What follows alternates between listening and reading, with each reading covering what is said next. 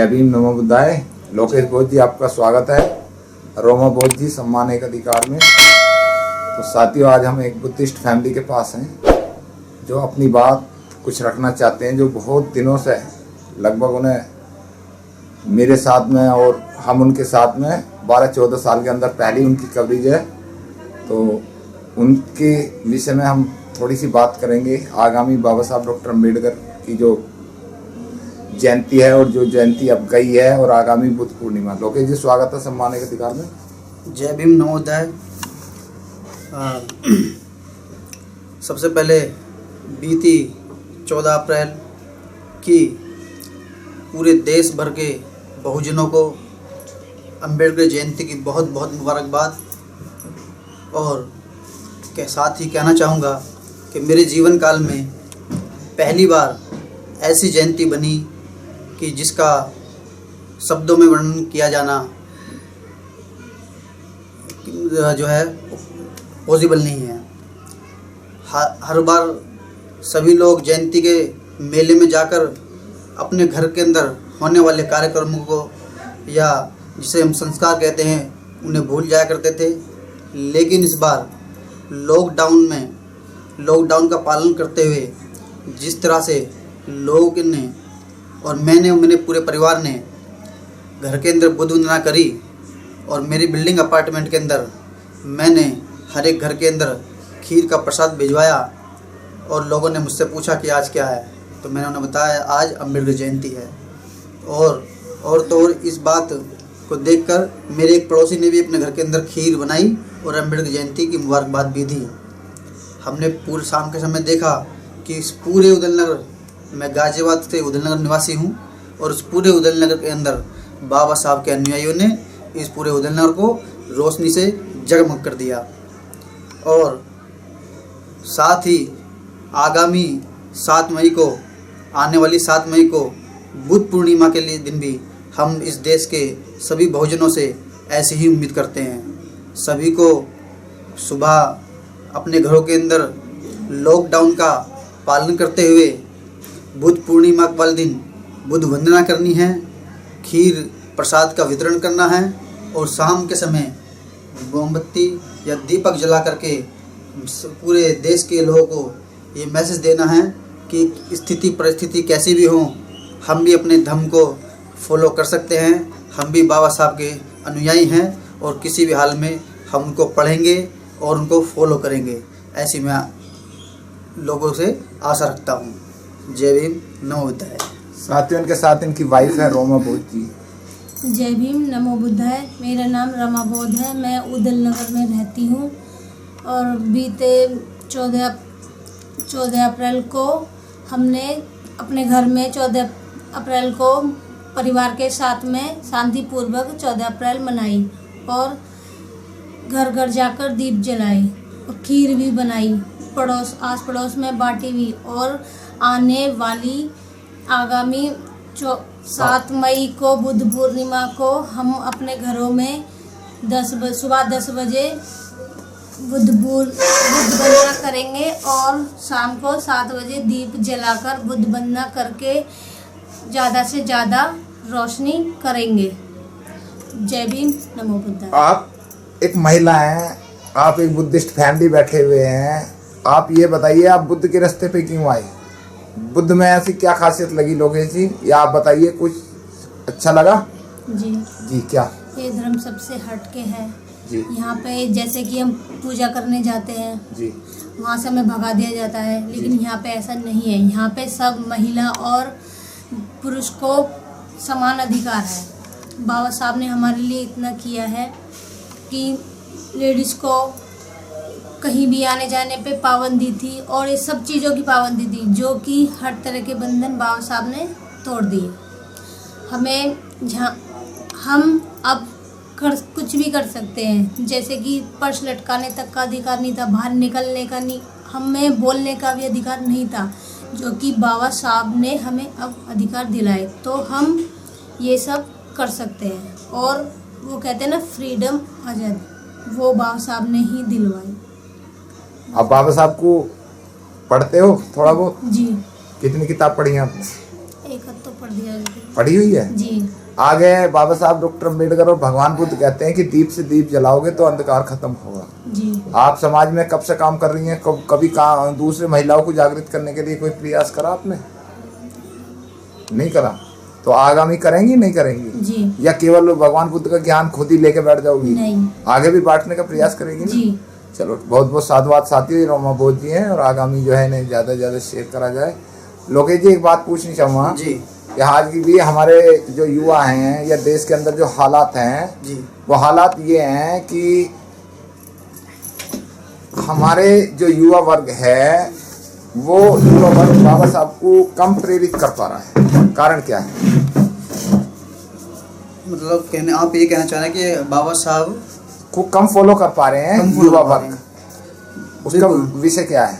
देखिए है क्या कि मुझे ऐसा लगता है कि आज जैसे गाजियाबाद में की अगर हम बात करें तो गाजियाबाद में इतने सारे संगठन काम कर रहे हैं जी, बहुत सारे संगठन काम कर रहे हैं और सभी लोग अपने अपने स्तर पर लोग युवाओं तक पहुंचना भी चाह रहे हैं।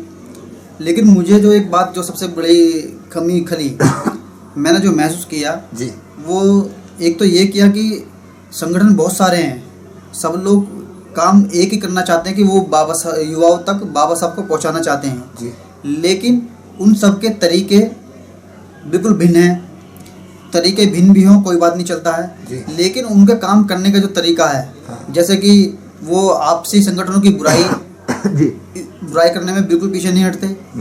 ठीक है, आपसी संगठन बुराई तो करते ही हैं, साथ में कम से कम संगठनों का एक कोई पैमाना भी होना चाहिए कि आप कहाँ समाज में काम कर रहे हैं, किस तरह से आपको काम करना चाहिए, एक तरीका सबका होना चाहिए जी। लेकिन उसमें भी जो है गड़बड़ झाला नज़र आता है जी। एक संगठन कुछ कहता है, दूसरा संगठन कुछ कहता है जी। अगर मैं एक संगठन के कार्यक्रम में जाता हूँ तो दूसरा संगठन जो है वहाँ जाने से मना करता है जी। तो इसमें कई बार देखने में आया है कि युवाओं के अंदर असमंजस्य की स्थिति हो जाती है।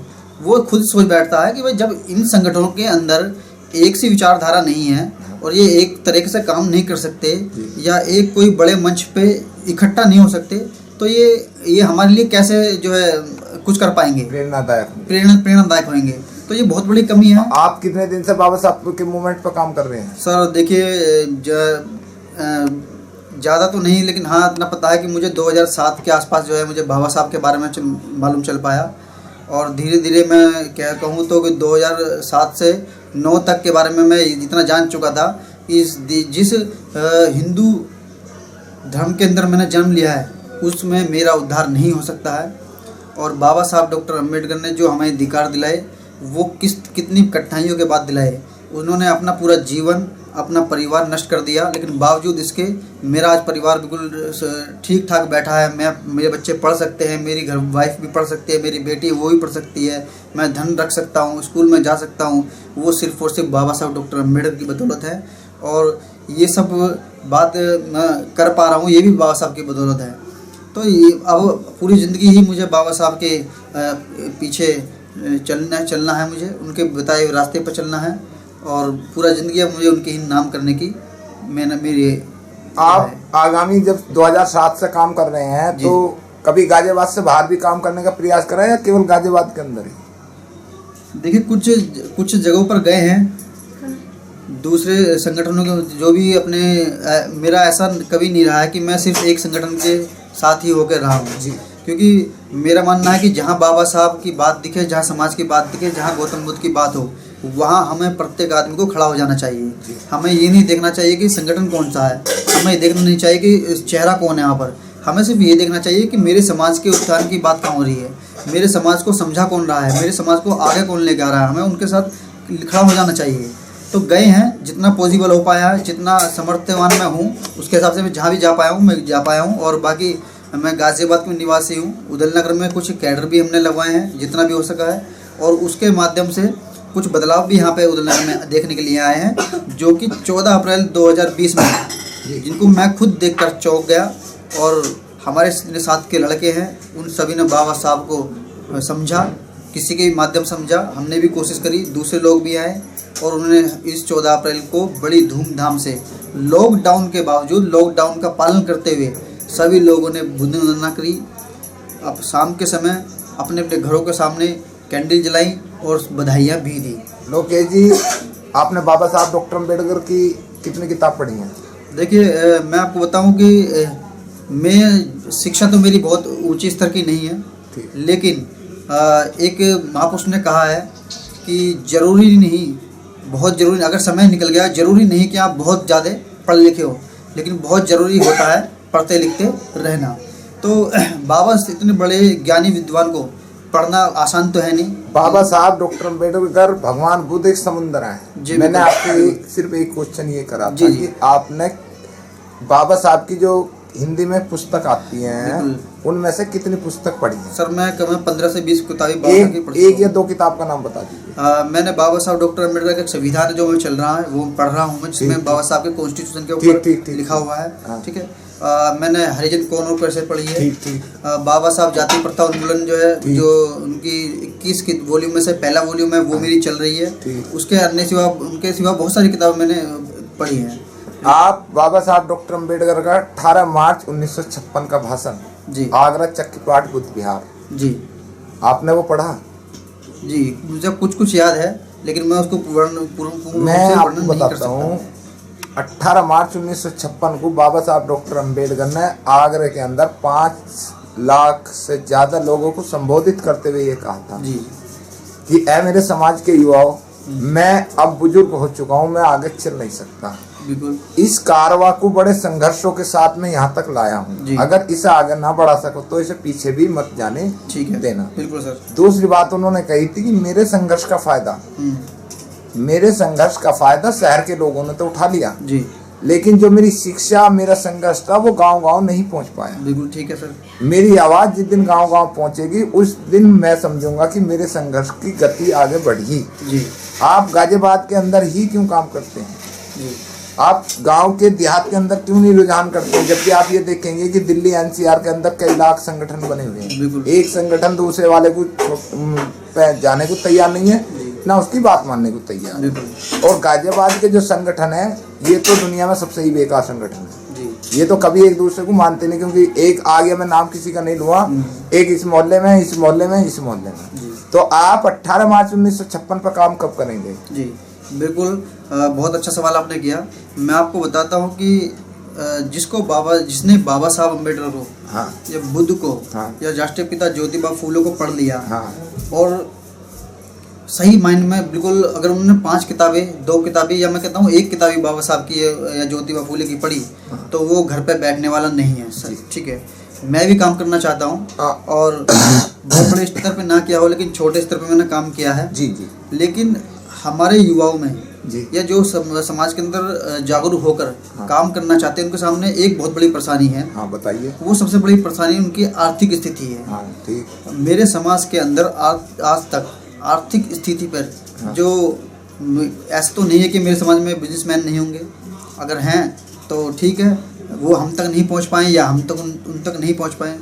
तो अगर समाज में मेरे युवाओं को काम करना है, मैं उनसे भी कहना चाहूँगा आपके माध्यम से, अगर युवाओं को सामाजिक काम करना है और वे चाहते हैं कि हमारे ही तरह दूसरे गांव के लोग भी जागरूक हों, उनमें भी क्रांति उत्पन्न हो, तो उनको अपनी आर्थिक स्थिति मजबूत जरूर करनी पड़ेगी। बिना पैसे कुछ भी नहीं कर सकते हैं आप ना धर्म चला सकते हैं, बिना पैसे आप शिक्षा नहीं ले सकते। आप समाज को समय कैसे कब देंगे? जब तक आपके पास धन नहीं होगा, आप किस तरह से समाज को गति देंगे? और बात रही दूसरे की, हमने जाके जो है समाज में क्या किया, मैंने छोटी मोटी कोशिश की। और एक छोटा सा एग्जांपल देता हूँ कि मेरी जो ससुराल है वो फरीदाबाद है। फरीदाबाद बल्लमगढ़ से 8-9 किलोमीटर अंदर गांव देहात शाहपुर कला है। वहाँ हमने एक 2 बार कैडर कैंप लगाई। उस कैडर कैंप की वजह से वहाँ पे एक इशू खड़ा हो गया, और उस इशू की वजह से वहाँ कुछ लोगों को नुकसान हुआ। और वहाँ पे कुछ बात जो समझ में आई, वो ये समझ में आई कि वहाँ का जो वर्ग है वो इतना कमज़ोर है कि धन की वहाँ कमी है। वहाँ लोग जो है शिक्षा को भी इतना नहीं समझ पाए हैं। हालांकि कुछ लोग पढ़ रहे हैं, लेकिन वे लोग आज कहते हैं कि हमारा आदमी सरकारी नौकरी लेकर और अपने टीवी बीवी में बैठ गया है, उसे समाज से कोई मतलब नहीं है, वो मज़े ले रहा है। तो ऐसा ही वहाँ पे हुआ। तो ऐसा कई बार 1-2 जगह हुआ है, बाकी ऐसा नहीं है, मैं आने वाले समय में पूरा आपको विश्वास दिलाता हूँ कि जब भी मैं मुझे मौका आपको- मिलेगा मैं काम करूँगा। आपका ध्यान एक बार और आकर्षित करना चाहूँगा जी। क्योंकि आप 2007 जी और आज है 2020, बिल्कुल 13 साल का गैप हो गया। ठीक है। रामायण कहती है कि राम का वनवास 12 साल में खत्म हो गया था। जी जी ठीक है जी। बिल्कुल हमारे जो युवा वर्ग है इसको धन की कमी नहीं है, ये आलसी है एक किस्म का, जी आलकस। बिल्कुल। हम YouTube भी चला रहे हैं, हम्म, हम WhatsApp भी चला रहे हैं, हम Facebook भी चला रहे हैं। जी हम कम से कम एक महीने के अंदर 300 रुपये का 400 रुपये का रिचार्ज तो कराते ही कराते हैं, चाहे घर में खाने को हो या ना हो ना। बिल्कुल ठीक है। आप लोगों का जो लड़कों का ग्रुप है कि कम से कम 20-30 लड़के जो भी हैं, अगर वो मात्र 100 रुपये का योगदान महीने में एक दिन करें तो 2-2.5-3 हजार रुपये आ जाता है। बिल्कुल 2-2.5-3 हजार रुपये में आप उन लोगों की मदद करें जो लोग आपकी नज़र में सही दिशा से बाबा साहब डॉक्टर अम्बेडकर की या तो किताबें उन्हें देवे, जो संगठन वहाँ गांव-गांव में जा रहे हैं युवाओं में। जी। भाई आपने तो बाबा साहब को पढ़ लिया, आप तो सही रास्ते पे आ गए। बिल्कुल ठीक। अब बुद्ध कहते हैं दीप से दीप जलाओ तो अंधकार खत्म होगा। जी आपका तो भला हो गया, अब जो आगे लोग हैं उनका कैसे भला होगा? उन्हें तो बाबा साहब की अपना नहीं पता। बिल्कुल। तो उनको आप अपने युवाओं के माध्यम से, अपने संगठन के माध्यम से उनको बाबा साहब की किताब की, भाई हम अपनी तरफ से 100 किताब, 200 किताब, 50 किताब, पैसे में अगर कोई दिक्कत है कि भाई पैसे नहीं, 100 50 रुपए तो कर ही सकते हैं हम। बिल्कुल बिल्कुल। तो अपने संगठन के माध्यम से उन लोगों को देना कि भाई ये हमारी तरफ से निःशुल्क समाज में दी जी। जाए। आपकी बहुत सारे संगठनों से आप जुड़े हुए हैं, लेकिन वर्तमान में गाजियाबाद या जिला मेरठ या दिल्ली या बुलंदशहर जहाँ तक भी आप सभी संगठनों से जुड़े हुए हैं, क्योंकि 13 साल से आप काम कर रहे हैं, मैं आप एक ही साथ काम करने वाले चले हैं, तो आपकी नज़र में सबसे अच्छा काम कौन सा संगठन कर रहा है? जी देखिए, सबसे पहले मैं आपको बता देता हूँ कि जब 2009 तक मैंने समझा कि मुझे बाबा साहब के बताए हुए रास्ते पर चलना चाहिए, तब से लेकर आज 2020 तक इस उदयनगर के अंदर यहाँ पर उधर लगा नहीं पूरे, मैंने बोला दिल्ली एनसीआर। बिल्कुल बिल्कुल मैं बताऊँगा कि जब यहाँ पे हमने काम शुरू करा तब से लेकर आज तक जयंती यहाँ पर बड़े धूमधाम से मनाई जा रही है। उस जयंती से हमारे लोगों के अंदर यहाँ जागृति पैदा हुई है। लोग बाग जो घरों से निकलकर जो है अम्बेडकर पार्क, जयंती पार्क में जाना शुरू कर रहे हैं, कैडर भी इस्तेमाल कर रहे हैं। तो जैसा आपने बताया कि बिल्कुल ये बहुत बड़ी बात है। योगदान भले ही छोटा हो, लेकिन अगर लगातार हम किसी न किसी रूप में करते रहें तो उसका वो एक बहुत बड़ा रूप धारण कर लेता है। और बिल्कुल आपकी बात को मैं मानता हूँ और मैं कोशिश करूँगा, पूरा कोशिश करूँगा कि आने वाले समय में मैं इस तरह का वैसे करता हूँ, ऐसा नहीं करते हैं, जितना भी हो सकता है करते हैं, लेकिन मैं जो ऐसे दूसरे रूप में शुरू कर दूँगा। और ये मैं आपसे आशा दिलाता हूँ। बिल्कुल बहुत बहुत साधुवाद आपका, सम्मान एक अधिकार में बात करने के लिए। स्पेशल कोई मैसेज युवाओं को, दर्शकों को, देखने वालों को? जी बिल्कुल, मैं सबसे पहले युवाओं से कहना चाहूँगा कि बाबा साहब डॉक्टर अम्बेडकर ने अपने जीवन काल में एक 3 मूल मंत्र जो दिए हैं, वो लिखने में भले ही छोटे हों, जिसे हम कहते हैं शिक्षित बनो, संगठित रहो, संघर्ष करो। अगर आज का नौजवान पीढ़ी, युवा पीढ़ी अगर इन शब्दों को समझ ले और शिक्षित होने से लेकर संघर्ष और संगठित होकर काम करे, तो आप जो है समाज के अंदर इस हो रही कुरीतियों से और जो प्रताड़ना हो रही है उनसे आप बच सकते हैं। आप इनके द्वारा ही गतिमान हो सकते हैं। और मैं बस आखिर में यही कहता हूँ, आप शिक्षा पे जोर सबसे ज़्यादा दें और कहीं भी अनाप शनाप जगह नशों से आपको बचना चाहिए। ये इस नशे ने हमारी बहुत सारी पीढ़ियाँ ख़त्म कर दी हैं। नशा सोचने समझने की जो प्रवृत्ति है उसको नष्ट कर देता है, जिससे मेरा समाज जो है बिल्कुल छिन्न भिन्न हो रखा है। तो हमें नशे से दूर होना है। हमें बाबा साहब डॉक्टर अम्बेडकर ने महिलाओं को लिए जो लड़ाई लड़ी, उसको हमें नज़रअंदाज नहीं करना चाहिए। हमें अपनी पहचान महिलाओं की रिस्पेक्ट करने के रूप में देनी चाहिए। हमें महिलाओं की रिस्पेक्ट जरूर करनी चाहिए, दूसरे लोगों की तरह नहीं है। दूसरे लोगों ने अलग अलग तरह से महिलाओं के साथ क्या क्या किया मुझे बताने की ज़रूरत नहीं है। हम बुद्ध हैं, हम बाबा साहब के अनुयायी हैं, हमें महिलाओं का विशेष सम्मान करना चाहिए। बहुत बहुत साधुवाद आपका, सम्मान एक अधिकार में बात करने के लिए। ये थे हमारे साथ गाजियाबाद से बाबा साहब डॉक्टर अम्बेडकर के अनुयायी लोकेश बौद्ध और उनकी वाइफ रोमा बौद्ध। जय भीम, नमो बुद्धाय। जय भीम, नमो बुद्धाय।